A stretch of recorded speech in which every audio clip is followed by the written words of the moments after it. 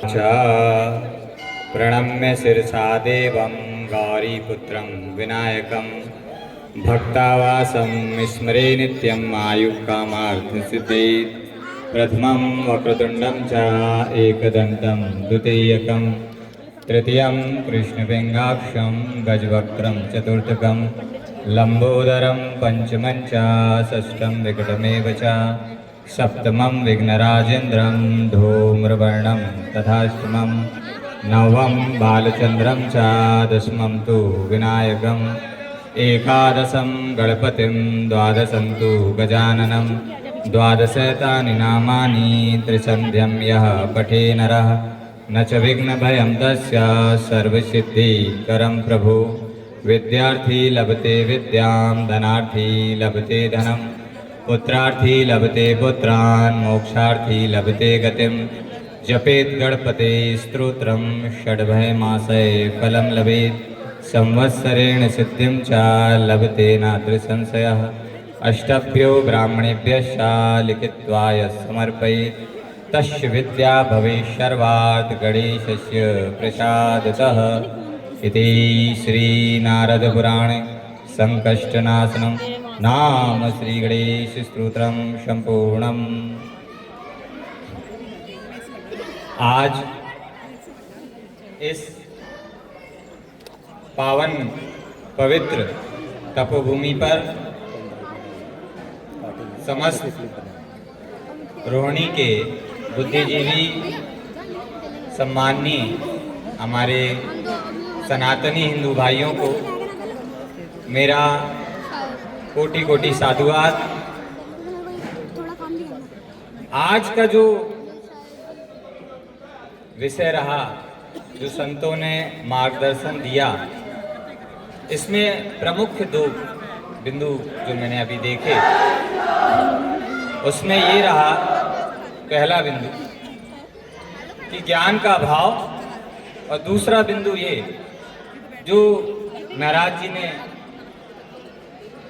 जो एक ऊर्जा का संचार किया हमारे बच्चों में, हमारे बुजुर्गों में, भाइयों में, बहनों में, ये कब तक व्याप्त रह सकता है।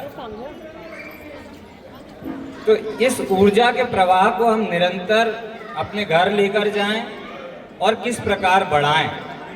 हमारे वेदों में, हमारे धर्म में ये सामर्थ्य है कि जो भी एक मानव सोच सकता है वो सब कुछ प्राप्त करने योग्य है।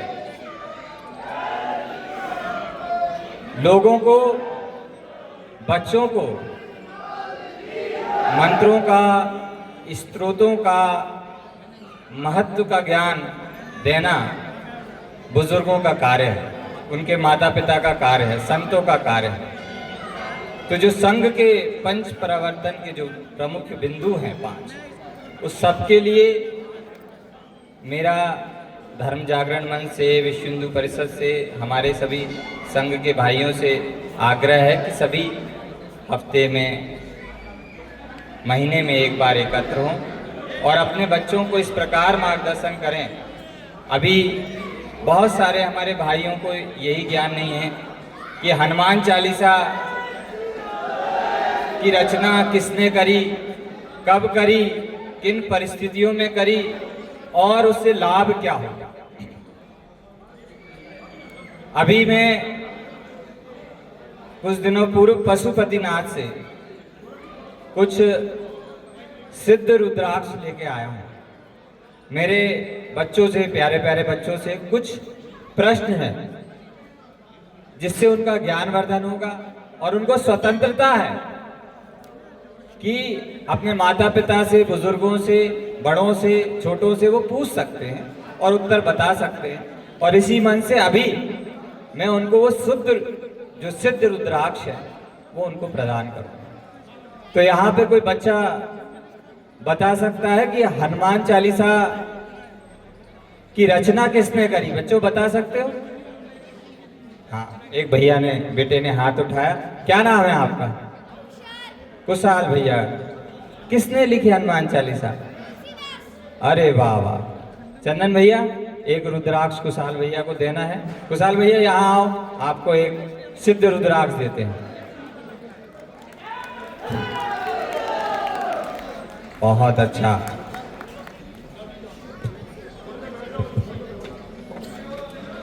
कुशाल भैया, ये रुद्राक्ष आपको धारण करना है, आप सच्चे सनातनी हैं, ठीक है। अच्छा, रुद्राक्ष का महत्व पता है? ये क्यों धारण करते हैं संत, हम लोग क्यों धारण किए, स्वामी जी भी धारण किए? आज तक आपको किसने बताया कि हनुमान चालीसा की रचना तुलसीदास जी ने करी? बताइए। जब भी मैं कभी हनुमान चालीसा पढ़ता हूँ तो मैंने देखा तो उसमें एक लाइन आती है कि ये तुलसीदास ने रचना करी थी, तो फिर मैंने तब पढ़ा था। उसमें एक लाइन आती है एंड में। वाह। और आपको जानकारी है हनुमान चालीसा, हनुमान चालीसा से क्या लाभ है? उससे हमें शक्ति मिलती है, उससे हमें हनुमान जी से उससे हमें सुरक्षा मिलती है दुश्मनों से और नेगेटिव एनर्जी से। अच्छा, बहुत बढ़िया, बहुत बढ़िया। पर फिर सुरक्षा के लिए और भी मंत्र हैं, मैं तुम्हारा ज्ञानवर्धन भी करूंगा। पहले तो रुद्राक्ष आपको पुरस्कार में देता हूं, इसको आप धारण करिएगा।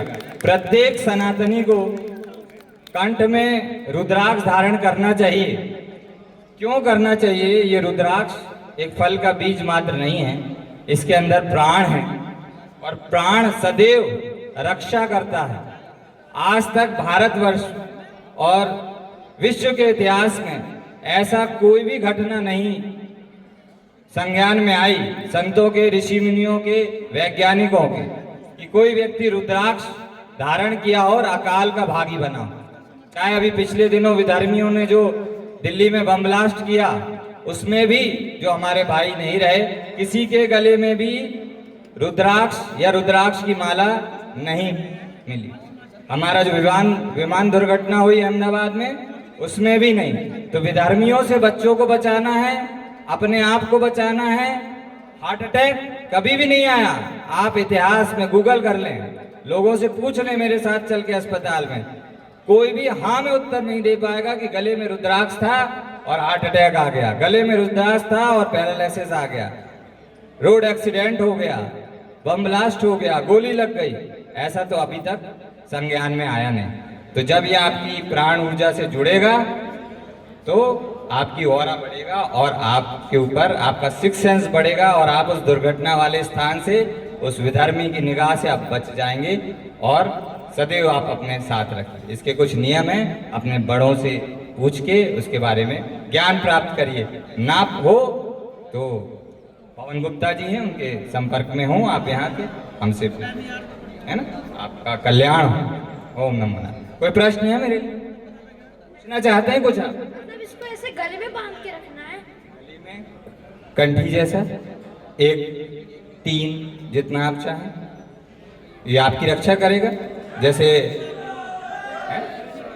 तो इस प्रकार अब कोई दूसरा बच्चा या भाई या बहन बता सकते हैं कि हनुमान चालीसा में प्रभु श्री राम का नाम कितनी बार आता है?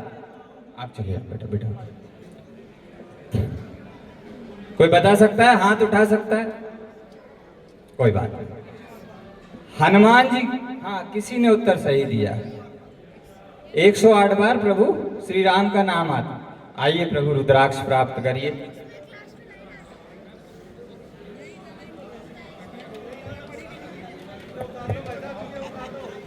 इन्होंने बोला था, एक और ला भाई, दोनों को दे दे, इन्होंने बोला था। चलो, ओम त्र्यंबकम यजामहे सुगंधिम पुष्टिवर्धनम उर्वारुकमिव वंदनात् मृत्योर्मुक्षीयमामृतात् नमो नारायण। आपका कल्याण। हाँ हाँ ला भाई, एक और लाओ, माता जी ने बोला था। अच्छा, अगला प्रश्न भी मैं ले लेता हूँ। आइए माता जी। ओम त्र्यंबकम यजामहे सुगंधिम पुष्टिवर्धनम उर्वारुकमिव वंदनात् मृत्योर्मुक्षीयमामृतात्। आपका कल्याण हो। आपका शुभ नाम बता। दीपिका वर्मा। जय माता जी। हाँ हाँ आइए माता जी, एक रुद्राक्ष और दो भैया।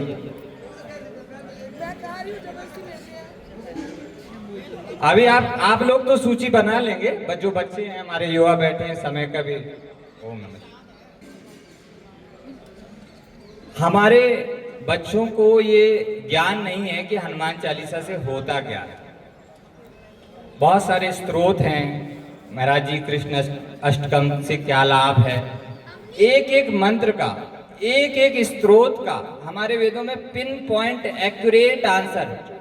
अभी जैसे बच्चा बोल रहा था, मन में शांति होती है, सुरक्षा होती है। वास्तव में जब तुलसीदास जी ने लिखा फतेहपुर सीकरी की कारावास में, तो उनको कारावास से मुक्ति मिली। कितने दिनों में मिला? तो कभी भी जो बच्चे किडनैप हो जाते हैं या किसी भी कारण से उनको बंधक बना लिया जाता है, आजकल वीडियो गेम ने भी उन्हें बंधक बना लिया, तो हनुमान चालीसा का नियमित पाठ कराएं। सोने से पहले अपने परिवार में अपने बच्चों को स्वयं भी करें, क्योंकि बच्चा आपसे सीखेगा। कम से कम 3 बार हनुमान चालीसा का पाठ करके सोएं, बहुत अच्छी नींद आएगी, बहुत अच्छा लाभ होगा। और इसमें जो राम जी का नाम है, लोगों को पता ही नहीं है कि राम जी के नाम से होता क्या है, राम नाम जपने से क्या होता है। राम किस बीज, किस चक्र का बीज मंत्र है? कोई बता सकता है हमारी भाई या बहन? प्रभु श्री राम का नाम किस चक्र का, शरीर में किस चक्र का बीज मंत्र है? इतना तो लगभग सभी को पता होगा कि मोटे मोटे 7 चक्र तो है ही है। तो किस चक्र का प्रतिनिधित्व करता है? नहीं। हाँ, किसने क्या? सर हृदय चक्र, मूलाधार, मूल यानी नहीं, मूलाधार करना, गौरी गणेश से मूलाधार हृदय चक्र नहीं, वो प्रभु श्री राधा कृष्ण है, हृदय चक्र। हाँ, मणि चक्र किसने बोला? मणिपूरक चक्र। आइए प्रभु, मणिपूरक चक्र का रंग और पता है क्या आपको? रंग क्या है मणिपूरक चक्र? पीला।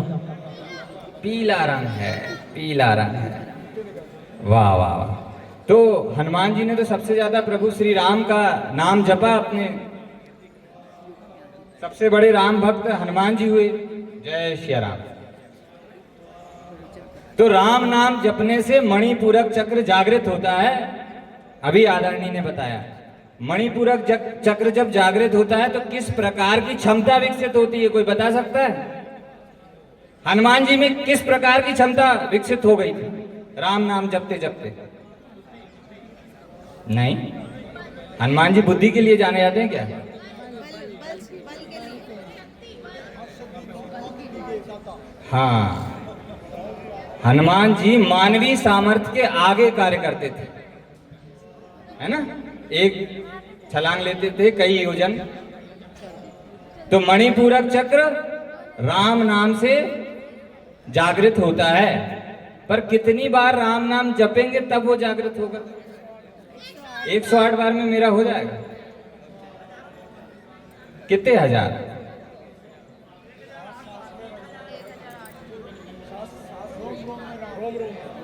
रोम रोम में नाम तो है, पर चक्र तो मणिपूरक ही जागृत होगा। अब ये विषय बच्चों को क्लियर हो गया। जब मणिपूरक चक्र जागृत होता है, आसन सिद्धि से भी मणिपूरक, धनुरासन लगाएंगे तो भी वो मणिपूरक चक्र पे काम करता है। राम नाम से भी, राम नाम के हवन से देखिए यज्ञ चल रहा है, मणिपूरक चक्र जागृत होता है। और औषधि से भी, हल्दी केसर का लेप लगाने से भी मणिपूरक चक्र एक्टिव होता है। मतलब औषधि से, आयुर्वेद से भी मणिपूरक चक्र एक्टिव होता है। और इन सबके सम्मिश्रण से भी मणिपूरक चक्र होता है। अच्छा, मानव में, वो तो भगवान, मानव में मानवीय सामर्थ्य के आगे भारत में सबसे ज्यादा फिर राम नाम किसने जपा? अभी विगत अपन 50-100 साल के अंदर की बात करें तो, हाँ? नहीं, हनुमान जी तो हैं ही, पर संतों में किसने जपा? बड़ा नाम है उनका, सब लोग जाते हैं दर्शन करने। हाँ, तो नीम करोली बाबा में भी वो क्षमता थी। मानवीय सामर्थ्य के आगे बड़े बड़े हॉलीवुड के एक्टर एक्ट्रेस उनकी फोटो रखते थे, विदेशों में मंदिर बने, क्योंकि उनका अनुभव था, बाबा आए थे, औषधि दे गए, मैं ठीक हो गया। मानवीय सामर्थ्य के आगे निकल गए बाबा जी। इसी प्रकार ब्रूस ली ने सबसे ज्यादा अपने जीवन में मणिपूरक चक्र के आसन का अभ्यास किया। अब जितनी भी उसकी फोटो देखोगे ना, इतना सब घुसा मारता था आदमी, 10 फिट दूर गिरता था। मतलब अगर मानवीय सामर्थ्य के आगे कार्य करना हो तो बच्चों को कौन सा नाम जपना चाहिए? कम से कम एक माला राम नाम की अवश्य जपना चाहिए। हो गया। ऐसे कई विषय हैं जिसपे बुजुर्गों को शोध करके अपने बच्चों का ज्ञान वर्धन करना चाहिए। ये सारे विषय वेद से निकले हैं, सनातन धर्म के हैं। और जब बच्चा इस प्रकार के कार्य करेगा तो वो उसका भाग्योदय होगा। तो अंतिम 2 मिनट लूंगा मैं, उसके बाद हमारे पूजनीय संत जी भी बैठे हैं। तो सबसे भाग्यशाली व्यक्ति आप आज की तिथि में किसे मानते हैं? भारत देश में नरेंद्र मोदी। कितना भाग्य है नरेंद्र मोदी जी का? नहीं नहीं, लिमिट है। 1 किलो भाग्यशाली हैं, 5 किलो भाग्यशाली हैं। बच्चा तो पूछेगा ना, उसको आप क्लियर करो। अनलिमिटेड की क्या, इन्फिनाइट की क्या परिभाषा? 1 मीटर भाग्यशाली है, 10 मीटर भाग्यशाली, कोई तो मापदंड होगा। वो भी सामान्य घर से आए हैं। तो मोदी जी का भाग्य आपने फिर पढ़ा नहीं उनके बारे में। उन्होंने एक लिखा है, उनकी पुस्तक का नाम है the power of yoga Narendra Modi है। उनका एक वीडियो भी डला है, उसमें उन्हें स्पष्ट कहा है, उसमें है भी मेंशन कि 5 मीटर भाग्यशाली है मोदी जी। अगर भैया को प्रधानमंत्री बनना है तो क्या क्राइटेरिया है? 5 मीटर। तो 5 मीटर में कौन कौन से रंग हैं? 2 रंग प्रमुखता से हैं, पीला और लाल। सबसे धनाढ्य व्यक्ति कौन है भारत में? अंबानी, अडानी। चलो कुंडली में तो लक्ष्मी नारायण योग है ही, लक्ष्मी पुत्र हैं, पर अडानी जी तो बचपन से नहीं थे। तो कितने भाग्यशाली हैं? नहीं, 1.5 मीटर भाग्यशाली। हरा और सफेद रंग है उनकी, ऑरा फोटोग्राफी हुई है एम्स में। तो जितने लोग धनाढ्य हैं, बच्चे को किसी को धनाढ्य होना है, इलॉन मस्क का पिताजी बनना है, तो मंत्र है, हर चक्र का मंत्र है, आसन है, हवन है, हवन सामग्री है और आयुर्वेद की औषधियां हैं। तो हमारे बुजुर्गों का ये दायित्व है, हमारे वरिष्ठों का यह दायित्व है कि अपने बच्चों को एक मंत्र की कम से कम सिद्धि अवश्य कराएं। इतना मैं प्रार्थना करना चाहता हूं। जैसे ही हमने ये कर पाया, हमारे सनातन से बड़ा महाविज्ञान है ही नहीं, सबने कॉपी किया है और कॉपी की हुई चीजों में डिफेक्ट रहता ही रहता है। तो जैसे ही लाभ होगा, आयुर्वेद के माध्यम से जो तृतीय विश्व युद्ध चालू हो चुका है, कई देश वर्तमान में युद्ध कर रहे हैं, ये समाप्त किया जा सकता है। तो उन्होंने कहा आयुर्वेद से कैसे किया जा सकता? तो अभी हम लोग बड़े बड़े संतों से मिलते हैं, सानिध्य मिलता है, छोटे संत हैं, बड़े संतों से मिलने का अवसर मिलता है। अब समय भी चाह रहा है, अच्छा लग रहा है। थोड़ा बाध्यता है समय की, और बार बार हम लोग मिलते रहेंगे। पहले भी हम लोग आए हैं मंचों पर, स्वामी जी हैं, इनके आप ही के क्षेत्र में इतना बड़ा सेवा कार्य चल रहा है, जुड़े, ज्ञान प्राप्त करें, उनके आभा मंडल में बैठें। संतों के आभा मंडल में बैठने से अपना आभा मंडल, अपना दिया तो बुझा हुआ है, जिनका दिया जल रहा है उनके पास पहुंचे तो अपना दिया भी जल जाएगा, है ना? तो ऐसे हमारे परम पूज्य स्वामी जी के श्री चरणों में कोटि कोटि दंडवत प्रणाम। आप सभी से बस यही प्रार्थना है कि एक बार मेरे साथ, सिर्फ एक बार जय सिया राम का उद्घोष करेंगे। जय जय सिया राम, जय सिया राम।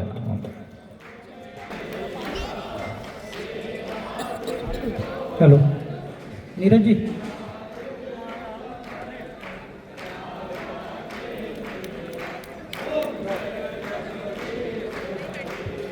करने जा रही हूँ। दुनिया को नए भारत का यश गान सुनाया है हमने, दुनिया को नए भारत का यश गान सुनाया है हमने। दुश्मन के घर में ही घुसकर जश्न मनाया है हमने, दुश्मन के घर में ही घुसकर जश्न मनाया है हमने। धर्म पूछकर बहनों का सिंदूर मिटाया था तुमने, धर्म पूछकर बहनों का सिंदूर मिटाया था तुमने। उसी मिटे सिंदूर का बारूद बनाया है हमने, उसी मिटे सिंदूर का बारूद बनाया है हमने। इन आतंकी ताकत पर भारत की खुददारी अड़ती है, इन आतंकी ताकत पर भारत की खुददारी अड़ती है। यहाँ योमिका और सूफिया जैसी नारी लड़ती है, यहाँ योमिका और सूफिया जैसी नारी लड़ती है। पहलगाम का बदला लेकर यह बता दिया, पहलगाम का बदला लेकर यह बता दिया कि चुटकी भर सिंदूर की कीमत कितनी भारी पड़ती है, चुटकी भर सिंदूर की कीमत कितनी भारी पड़ती है। जन्मों तक गिन ना पाओगे हम इतना पीतल भर देंगे, जन्मों तक गिन ना पाओगे हम इतना पीतल भर देंगे। भारत माँ के शेर हैं घर में घुसकर शीश उतारेंगे, भारत माँ के शेर हैं घर में घुसकर शीश उतारेंगे। नस्लें भी थर थर कांपेंगे हम इतनी गोली मारेंगे, नस्लें भी थर थर कांपेंगे हम इतनी गोली मारेंगे। भोलेनाथ के हैं बच्चे हम घूट जहर की पी लेंगे, भोलेनाथ के हैं बच्चे हम घूट जहर की पी लेंगे। कश्मीर तो भूलो बेटा, कश्मीर तो भूलो बेटा, लाहौर कराची छीनेंगे। धन्यवाद। बहुत सुंदर कविता। अब मैं महाराज जी के द्वारा बिटिया का धन्यवाद की किस प्रकार सुंदर कविता बोली मैं निवेदन करूंगा। केशव जी। हरे कृष्ण, बोलिए हरे कृष्णा। तो इस तरह के सम्मेलन पूरे भारत में हो रहे हैं और क्योंकि 100 वर्ष पूरे हुए राष्ट्रीय स्वयंसेवक संघ की स्थापना को, इसके अलावा जो है जब मैं आया तो विचार जो सुन रहा था, आज पूरे भारत में ही हिंदुओं को उठाने की बात हो रही है और जिस तरह से पिछले कुछ समय से माहौल चल रहा है उसमें कुछ जागृत भी हुए हैं लोग। अब ऐसे कार्यक्रम में आने लगे हैं, लोग हिंदुत्व की बात करते हैं, लोग बात कर रहे हैं अपने देश को महान बनाने की, लोग बात कर रहे हैं अपने परिवारों में सुरक्षा की, सजग हो गए हैं लोग पहले से। और लेकिन जब बात करते हैं संख्या बल की तो पता चलता है कि अब संख्या बल हमारा धीरे धीरे कम होता जा रहा है ना। और मैं देख रहा था जब बात कर रहे थे जनसंख्या की तो आधे से अधिक लोग यहाँ पर वो थे जो इसमें कोई योगदान नहीं दे सकते और जो दे सकते हैं उन लोगों ने मन बना लिया कि नहीं, नॉट मोर देन वन, अब एक से ज़्यादा नहीं, 2 से ज़्यादा नहीं, क्योंकि सिटी लाइफ बहुत कॉस्टली है, एजुकेशन बहुत कॉस्टली है, तो लोगों को लगता नहीं है कि हमें 1 से 2 करना चाहिए, 2 से 3 करना चाहिए।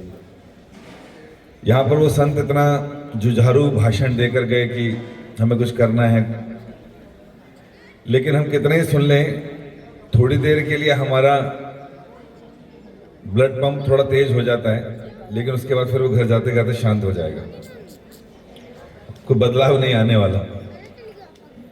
किस सेंस में कह रहा हूं बदलाव, कि हमसे जो एक्सपेक्ट किया जा रहा है वो कर नहीं पाएंगे। रीजन है उसका, और वो रीजन ये है कि एक खून के अंदर जोश होता है।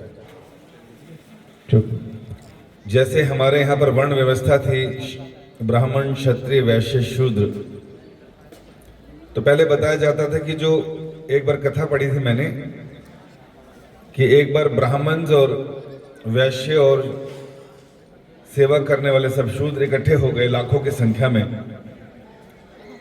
और कुछ क्षत्रिय थे जिनसे युद्ध हुआ बहुत बड़ा। क्षत्रियों की संख्या लगभग 10,000 थी और ये सब इकट्ठे हुए लगभग 10 लाख से ऊपर थे। और जब युद्ध हुआ भयंकर,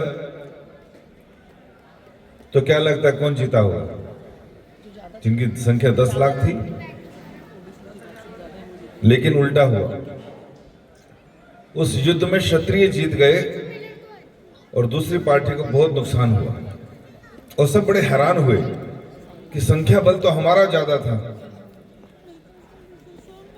फिर भी हम कैसे हार गए।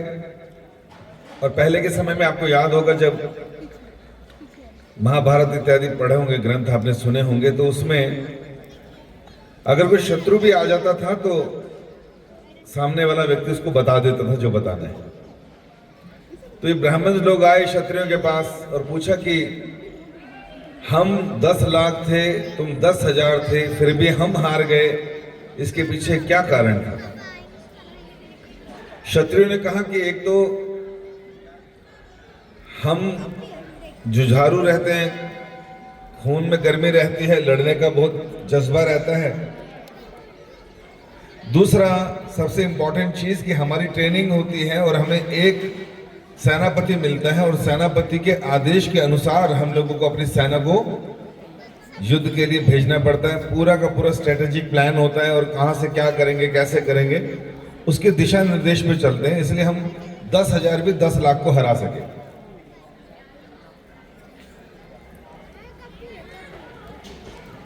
तो हम लोगों से एक्सपेक्ट किया जाता है कि अब ये करिए, वो आ जाएंगे, वो हो जाएगा, तो क्या करोगे। तो हम क्या करेंगे, एक आधा घर में है उसको भी पकड़ के घर में बिठा देंगे, तू बाहर क्यों जा रहा है, तेरे को क्या पड़ी है। जनरली ये होता है। तो फिर क्या है, किस तरह से आएगी विश्व में शांति, कैसे हम लोग सुरक्षित रहेंगे। कोई फुल प्रूफ प्लान हमारे पास भी नहीं है। 30-40 करोड़ 30 की संख्या उनकी भी हो रखी है। इतनी बड़ी संख्या को अब लेफ्ट राइट तो कह नहीं सकते कि जाओ जी इधर से छोड़ के उधर जाओ, और ऐसा बोल तो सकते हैं लेकिन हो नहीं सकता। तो क्या किया जाए, इसके लिए जो ऑडियंस यहां बैठी है उसके सामने ये बातें रखने की आवश्यकता नहीं है। ये आपका कप ऑफ टी नहीं है, और जिनके सामने रखनी है वो यहां उपस्थित नहीं है। तो ऐसे हो हल्ला करने से कोई फायदा नहीं होने वाला। अगर कुछ बड़ा अचीव करना है संसार में तो उसके लिए प्लान बनाया जाता है कि हम क्या चाहते हैं। एक स्वॉट एनालिसिस होता है कि अभी हम कहाँ हैं, मार्केट क्या है, संसार कैसा है, कैसे आगे बढ़ना है, स्ट्रेंथ क्या है, वीकनेस क्या है, अपॉर्चुनिटी क्या है, बड़ा कुछ होता है। तो जाके व्यक्ति अपना जो एम है वो 10 साल 20 साल 50 साल बाद अचीव कर पाएगा। तो इसलिए यहाँ पर जुझारू भाषण देकर मैं भी चला जाऊं, जिंदाबाद मुर्दाबाद कर जाऊं, उससे फायदा नहीं होने वाला। ठंड हो रही है, घर जाके चाय पीजिए और थोड़ा सा भगवान का नाम लीजिए। एक इंपॉर्टेंट चीज बहुत अच्छी कर सकते हैं, जैसे पिछले संत भी कह के गए, उसमें बहुत शक्ति है और वह है मंत्र की शक्ति। आपको याद है भागवत में एक स्टोरी आती है, आप लोगों ने देखी फिल्म महाअवतार नरसिंह, अभी एक आई थी, वो भी नहीं देखी आपने, दिखा लेना घर में, बच्चों के साथ देखने वाली मूवी है। ये अमिताभ शाहरुख की तो देखने जाते हो आप, उनकी वो देख लोगे तो कुछ फायदा हो जाएगा। प्रहलाद महाराज हिरण्यकशिपु के पुत्र थे और हिरण्यकशिपु पूरे संसार का उस समय सबसे बड़ा भयंकर डॉन था। अगर ऊपर ऐसे देखता था तो ऊपर से इंद्र इत्यादि सब गिर के नीचे आ जाते थे। बताओ क्या काम है उसके यहाँ, बेड़ा बंदे झाड़ू पोंछा करते थे, इतना उसके अंदर शक्ति थी। तो इसलिए, लेकिन उसी के घर में उन्हीं का बेटा प्रहलाद जन्म गया जो कि भगवान विष्णु का भक्त था। और वो भक्त जो इतना अच्छा था कि वो भगवान के नाम के अलावा कुछ जप करता ही नहीं था, हर जगह भगवान के दर्शन करता था। पिता ने देखा कि मेरे दुश्मन का नाम ले रहा है तो उसको मैं मार देता हूँ, नाना प्रकार से कोशिश की, विफल रहा, क्योंकि हर जगह भगवान उसकी रक्षा करते थे। हमारी स्थिति यह है कि ना तो हम भक्त हैं, ना हम जुझारू में लड़ने लायक हैं, हम बस हिस्ट्री में आएंगे कि इतने मारे इतने काटे, उसमें जरूर नाम आएगा हमारा, है कि नहीं। तो एक काम तो कर सकते हैं जो हर व्यक्ति कर सकता है, और वो क्या है कि घर बैठ के भगवान का अनन्य भक्त बन जाए, खूब नाम जप करे भगवान का, और उसके नाम जप में इतनी शक्ति होगी कि जब हिरण्यकशिपु जैसा व्यक्ति भी आएगा अपनी सेना के साथ, और वो बच्चा या वो व्यक्ति अगर भगवान को पुकारेगा तो भगवान उसकी रक्षा के लिए आ जाएंगे, खंबा फाड़ कर भी आएंगे, है कि नहीं। तो ये स्टोरीज जो हैं ये पास्ट हिस्ट्री है, रियल लाइफ हिस्ट्रीज हैं, तो हमें चाहिए कि हम मंत्र शक्ति करें, मंत्र शक्ति से अपने को आप्लावित करें, भगवत गीता जैसा ग्रंथ पढ़ें और ज्ञान अंदर आ जाएगा। अगर आपको अंदर ज्ञान आ गया तो आप जितने भाई बंद आपके कन्वर्ट होकर दूसरे धर्म में गए हैं, भारत में जितने भी मुस्लिम हैं वो सब कौन हैं? अरब से आए? जी नहीं। पाकिस्तान में जितने मुस्लिम हैं कहां से आए? अरब से आए? जी नहीं। अफगानिस्तान के मुस्लिम कहां से आए? सब कन्वर्टेड हैं। बांग्लादेश में भी वही है। तो ये जितना भी एरिया है ये वो लोग हैं जो आज से 500 साल पहले हमारे भाई बंद जिनको मारा गया, काटा गया, जनेऊ उतारे गए, स्त्रियों को लूटा गया, डर का तलवार दिखाई गई, करप्ट किया गया और कन्वर्ट कर लिया गया, है कि नहीं? और अब कन्वर्ट होने के बाद उनको वो किताबें पढ़ाई जा रही हैं, ऐसे लोग उनको गाइड कर रहे हैं जिससे वो हमारे कट्टर शत्रु बन गए और हमें भी वो खत्म करना चाहते हैं। एक टीवी में एक मैंने किसी व्यक्ति का इंटरव्यू देखा था, कोई बड़ा ही हस्ती रही होगी। उसने कहा कि देखो जो भारत की हालत है, हमने कश्मीर देखा, अफगानिस्तान देखा, मुझे तो आने वाले दिनों में यही लगता है कि मैंने अपने बच्चों दोनों लड़कियों को बोला हुआ है, बेटा जब स्थिति खराब हो जाए तो बेटा कन्वर्ट हो जाना। कटने से अच्छा है, मरने से अच्छा है आप कन्वर्ट हो जाना। कम से कम कन्वर्ट होने के बाद तुम्हें मुसलमान तो नहीं मारेगा, तो काटा ही पीटेगा नहीं। ये एक हिंदू लीडर अपने बच्चों के लिए बोल रहा टीवी पर। और तो सुरक्षा के लिए हमारे पास कुछ है नहीं। इतने करोड़ों जनसंख्या है दिल्ली में और हर 1000 के ऊपर एक पुलिस वाला है। तो जब तक आप फोन करेंगे, कुछ करेंगे, तब तक मार्केट साफ हो जाती है। लेकिन ज्ञान की शक्ति एक ऐसी है, अगर वो ठीक से हमने ले ली तो हम बहुत कुछ कर सकते हैं पूरे विश्व में। जैसे हमारे देश का एक संत 70 वर्ष की आयु में संन्यास लेकर विदेशी धरती पे कदम रखता है, उस धरती पर जहां से 200 साल राज करने वाले ब्रिटिशर्स आए और वो यहां पर सारा धन ले गए, कोहिनूर हीरा ले गए और हमें कंगाल बना के चले गए। तो जब ये संत वहां गए तो वहां के लोगों ने पूछा, Swami ji why you have come here, अब यहां क्या करने आया? उन संत ने कहा कि आप यहां से हमारे भारत से बहुत सारा सामान लेकर गए, लेकिन एक चीज आप भूल गए, मैं वो देने आया। उनको भी लगा यार हम ऐसा क्या छोड़ा है जो लेकर नहीं आए गलती से। तो उन्होंने कहा क्या?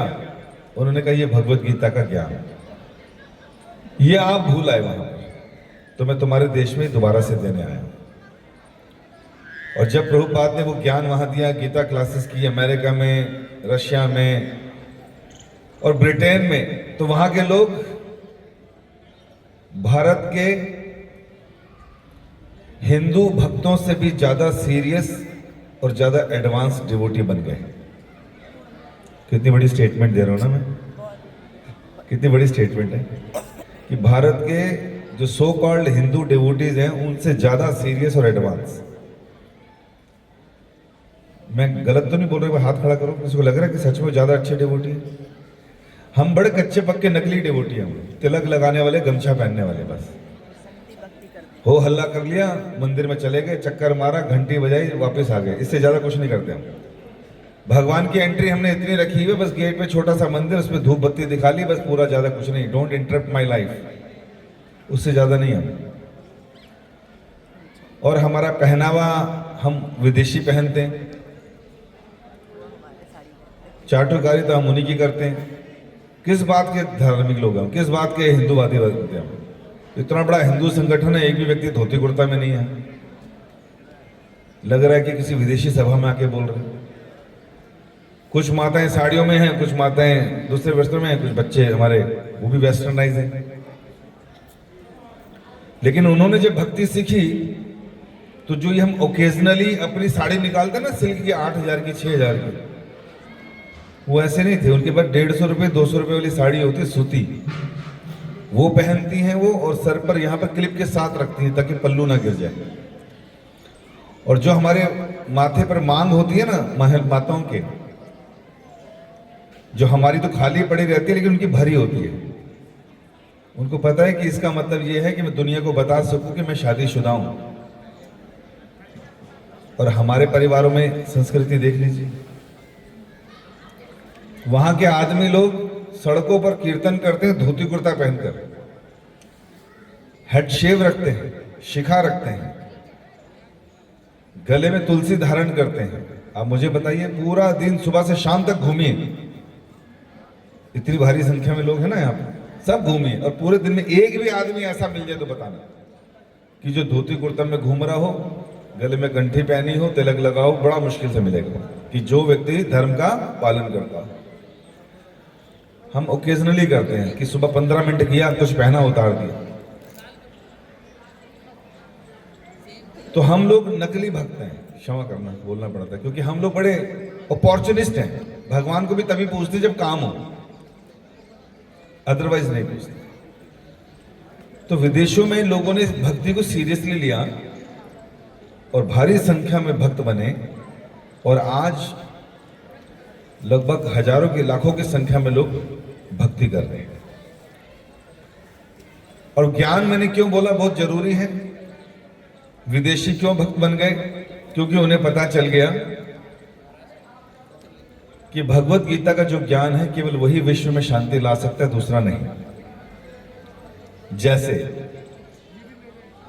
जब व्यक्ति मर जाता है तो हम उसको क्यों बोलते कि मर गया? ऐसा क्या कारण है कि उसने बोलना, उठना, बैठना, चलना बंद कर दिया? कोई बताएगा? प्राण निकल गए, आत्मा निकल गई। ये ज्ञान सबको है, आत्मा वाला ज्ञान? ठीक है, रियलाइज नहीं करते, मालूम तो है कुछ निकला है। तो जो आत्मा है उसके बारे में भगवान कृष्ण कहते हैं ये ना जल सकता है, ना कट सकता है, ना गीला हो सकता है, ना मर सकता है, ना मारने से मर सकता है, ऐसा भी नहीं। और भगवान कृष्ण कह रहे हैं सारी आत्माएं मेरी अंश हैं। भगवत गीता 15.7। कृष्ण कह रहे हैं ममे वांश जीव लोके जीव भूत सनातना, ये जितनी भी आत्माएं हैं सारी मेरी सनातन अंश हैं। अगर ये ज्ञान हमें है कि सबके अंदर आत्मा है और वो सारे कृष्ण के अंश हैं, तो क्रिश्चियंस के अंदर आत्मा होती है क्या? होती है? क्रिश्चियन लोगों के अंदर आत्मा होती है? नहीं होती। उनके अंदर सोल होती है। और मुस्लिमों में होती है क्या आत्मा? उनके अंदर रूह होती है। ये तीनों चीजें एक ही हैं या अलग अलग है? तो कृष्ण क्या कह रहे हैं कि सारी आत्माएं किसकी अंश हैं? भगवान कह रहे हैं मेरी अंश। तो इसका मतलब क्या हुआ कि हम सब आत्मा हैं और किसके अंश हैं? कौन से भगवान के? हाँ, पता चल गया। सबका मालिक कौन है? वो भगवान कह रहे हैं पितामह से जगतो माता धाता पितामह। पूरे संसार का मां, बाप और दादा भी मैं ही हूं। सर्व योनिषु कौन्तेया अहम बीज प्रदापिता।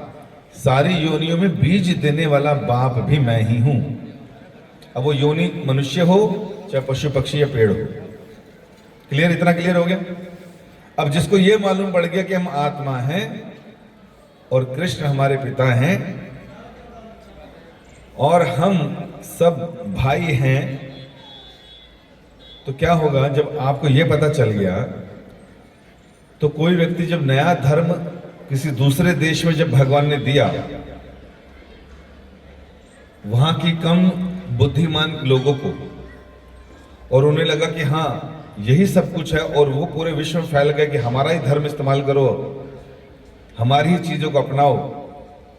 ये ठीक उसी तरह है जैसे किसी बच्चे को अगर ज्ञान ना हो कि 500 का नोट क्या होता है, 200 का क्या होता है, 100 का क्या होता है, 50, 20, 10 का क्या होता है, और उसको बोला जाए बेटा कमरे से जा और कोई एक नोट उठा के लाना है, तो ऐसा बच्चा जो अबोध है वो क्या उठा के लाएगा?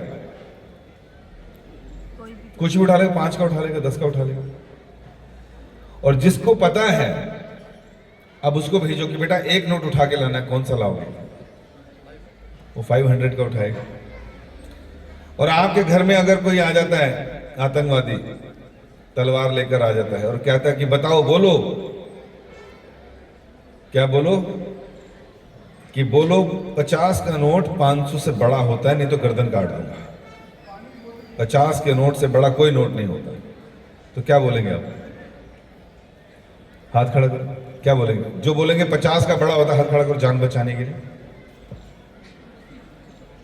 हाँ, तो ये वही लोग हैं जो कन्वर्ट हो चुके हैं। ऑब्वियसली तलवार गले पे हुई तो कोई भी बोलेगा भाई, और जो नहीं बोलेंगे वो कट मर जाएंगे। ठीक है कि नहीं? अब ये मूर्ख आतंकवादी अगर चला गया घर से बाहर, उसके बाद क्या बोलोगे? 50 का बड़ा होता है, अब क्या बोलोगे? कहोगे पागल का बच्चा था, 50 के नोट को 500 से बड़ा बता रहा था। और फिर अब क्या बोलोगे? कौन सा नोट बड़ा होता है? 500 का बड़ा होता है। तो क्या मतलब हुआ? जब इन्होंने कन्वर्जन किए बहुत सारे, तो कन्वर्जन के बाद उनको डर था कि अगर हम वापस अपने हिंदू धर्म में गए तो क्या होगा?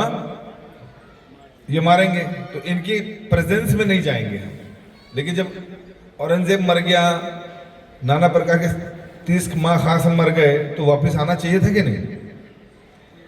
बताते हैं कि आजादी के समय बहुत से जो कन्वर्टेड हिंदू थे वापस आना चाहते थे, वापस आ रहे थे, लेकिन हमारे लोगों ने उनको एक्सेप्ट नहीं किया, क्योंकि तुमने तो मांस खा लिया है, तुमने तो बीफ खा लिया है, तुमने तो ये कर लिया, हम तुमको एक्सेप्ट नहीं करेंगे। और इसलिए वो आज अपनी नफरत हमसे निकाल रहे हैं। तो हमारे समाज में बहुत सी कुरीतियां हैं, बहुत सी गलतियां हैं, लोगों ने एक्सेप्ट नहीं किया उनको। तो इसलिए हमें 2 चीजें करनी चाहिए। एक तो गीता पढ़नी चाहिए ताकि ज्ञान अच्छा हो जाए, ताकि पूरे संसार में हम ज्ञान के धरातल पर लोगों को वापस ला सकें। जैसे एक संत बाहर गए और हजारों लाखों लोगों को, जो क्रिश्चियन मूल के थे, इस्लामिक मूल के थे, उन लोगों को कन्वर्ट करके वापस वैष्णव बना दिया, भक्त बना दिया। जब एक संत भारत का ये कर सकता है, तो अगर हम सारे लोग भक्त बन के गीता पढ़ के, तो क्या पूरे विश्व में सनातन धर्म नहीं ला सकते? क्या लगता है? ला सकते हैं। तो गीता पढ़िए, हरे कृष्ण महामंत्र रोज जपिए। छोटा सा मंदिर बनाया है सेक्टर 25 में, वहां जरूर आइए और बाकी का ज्ञान वहां लेकर अच्छे भक्त बनिए। हरे कृष्ण।